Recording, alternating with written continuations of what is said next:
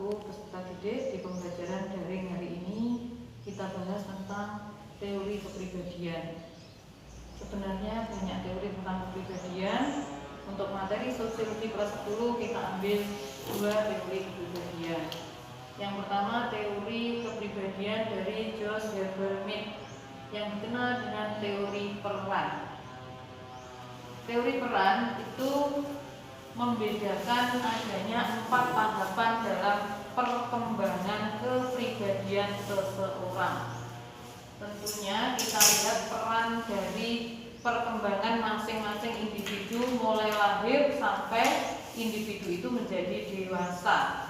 Yang pertama ada tahap persiapan atau dikenal dengan preparator stage. Prepare gitu ya. Prepare itu tahap persiapan. Jadi tahap di mana seseorang itu berusaha untuk memahami dirinya sendiri. Berarti dia belum paham tentang peran orang yang ada di sekitarnya, bahkan peran dirinya sendiri saja juga belum paham.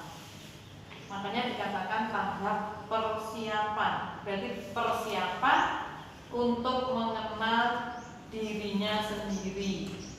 Jadi ini mungkin usianya 0 sampai dengan 3 tahun ya, atau 2 tahun, tergantung perkembangan individu itu seperti apa. Berarti ketika seorang anak dikenalkan dengan orang-orang yang ada di sekitarnya, misalkan disuruh ini mama, ini papa, dia belum bisa mengatakan dengan sempurna. Bilang aku sendiri, gitu. Bilang mama, gitu aja. Berarti itu seseorang anak itu masih berada dalam tahap pertama yang dikatakan sebagai tahap persiapan atau preparatoristik. Prepare, persiapan. Yang kedua, tahap meniru atau plastik. Mulai mengenal peran orang-orang yang ada di sekitarnya, tapi belum paham peran dengan baik.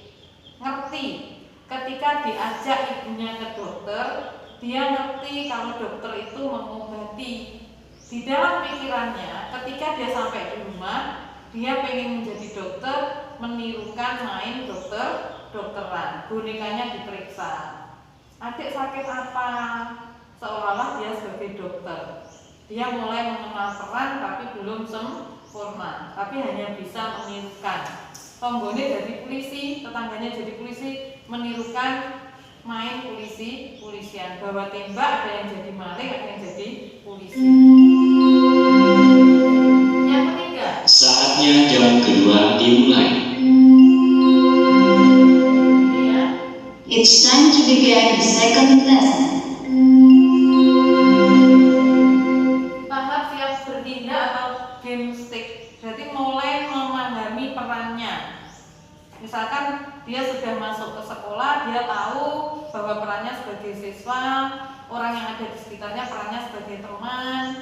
Ada guru, dia ngerti peran guru, paham tentang peran-peran yang harus dilakukan, tapi masih perlu bimbingan gitu ya dari orang-orang yang ada di sekitarnya. Mungkin anak yang sudah masuk SD itu sudah paham perannya. Kalian mungkin sudah bisa masuk ini tahap menerima norma secara kolektif.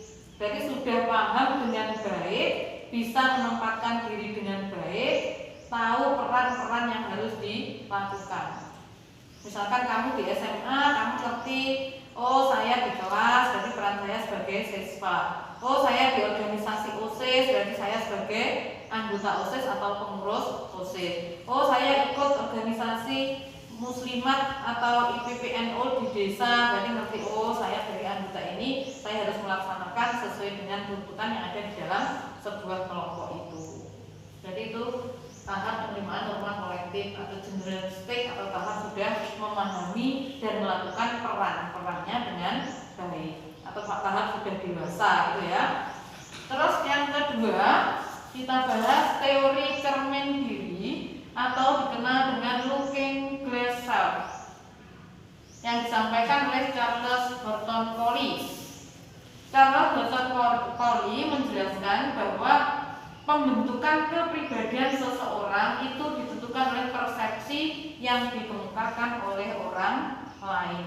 Berarti mengaca dirinya, dia punya persepsi bahwa kepribadiannya itu ini pembentukan saudara-saudara disebabkan oleh persepsi yang disebabkan oleh orang lain. Jadi ketika orang lain itu mengemukakan tentang dirinya, dia merasa bahwa kepribadiannya seperti itu. Misalkan si anak yang mulai kecil berinteraksi dengan orang tua yang mengatakan, anakku kamu cantik, kamu pinter gitu ya. Nanti suatu saat beneran dia merasa cantik dan merasa pinter, dia berusaha berdandan, dia berusaha belajar sehingga benar-benar tumbuh menjadi gadis cantik dan pinter gitu ya. Seseorang anak sudah sering kali persepsi orang-orang yang di sekitar, kamu itu nakal, kamu itu bodoh. Akhirnya dia merasa nakal dan bodoh dan benar-benar menjadi nakal dan bodoh.